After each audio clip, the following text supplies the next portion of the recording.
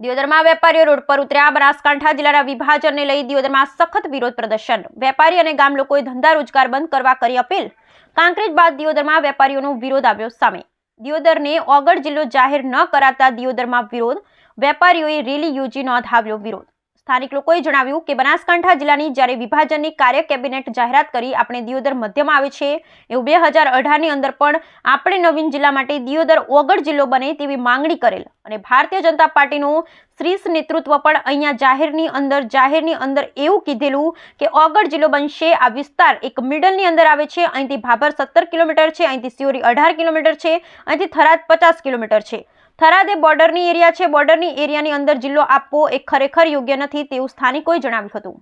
બનાસકાંઠા જિલ્લાની જ્યારે વિભાજનની કાલે કેબિનેટે જાહેરાત કરી આપણે દિયોદર મધ્યમાં આવે છે એવું 2018ની અંદર પણ આપણે નવીન જિલ્લા માટે દિયોદર ઓગળ જિલ્લો બને એવી માગણી કરેલી અને ભારતીય જનતા પાર્ટીનું શિસ્ત નેતૃત્વએ પણ અહીંયા જાહેરની અંદર એવું કીધેલું કે ઓગળ જિલ્લો બનશે। હવે આ વિસ્તાર એક મિડલની અંદર આવે છે। અહીંથી ભાભર 17 કિલોમીટર છે, અહીંથી થરા સિયોરી 17-18 કિલોમીટર છે, અહીંથી થરાદ પણ 40-50 કિલોમીટર છે। થરાદ એ બોર્ડરનો એરિયા છે। બોર્ડરના એરિયાની અંદર જિલ્લો આપવો એ ખરેખર યોગ્ય નથી એવું આજે આ દિયોદરની જનતાએ એક નિશ્ચય કર્યો છે કે ભાઈ અમારે જિલ્લો અમને ઓગળ જિલ્લો આપવો જોઈએ। આજે ગાંધીનગરનું રાજ્ય કક્ષાનું કોઈ કામ હોય તો અહીંનો ખેડૂત કે અહીંના વેપારી વર્ગ કે અહીંના થરાદ જાય અને થરાદથી પાછો એને ગાંધીનગર જવું પડે।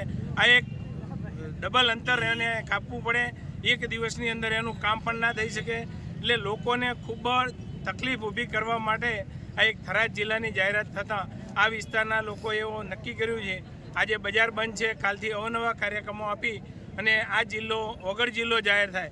થરાદ જિલ્લા સામે અમને કોઈ વાંધો નથી, પણ આ વિસ્તારની પબ્લિકને જે પડી રહેલી તકલીફ એ મહત્ત્વની વસ્તુ છે અને આ માટે પુનઃ વિચાર કરી અને ઓગળ જિલ્લો જાહેર થાય એવી આખા વિસ્તારના લોકોની એકમાત્ર માગણી છે કે ઓગળ જિલ્લો જાહેર થાય એવું બધા જ ઈચ્છી રહ્યા છે અને એના લીધે આજે દિયોદર ગામ સંપૂર્ણપણે બંધ છે અને આવતીકાલથી અવનવા કાર્યક્રમો ઓગળ જિલ્લા સમિતિ જાહેર કરશે અને એમાં બધા જ સહકાર આપશે એવી મારી વિનંતી।